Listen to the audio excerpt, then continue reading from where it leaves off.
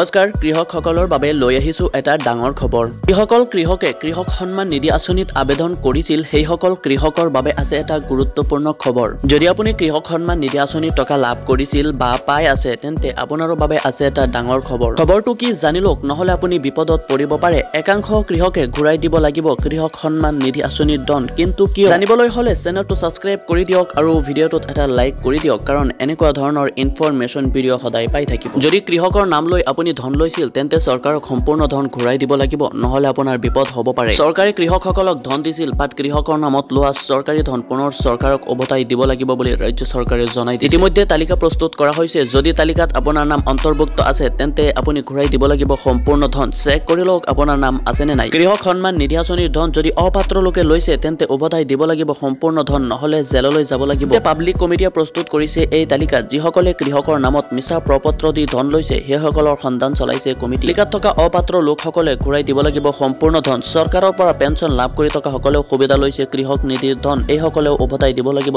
চৰকাৰী সম্পূৰ্ণ ধন।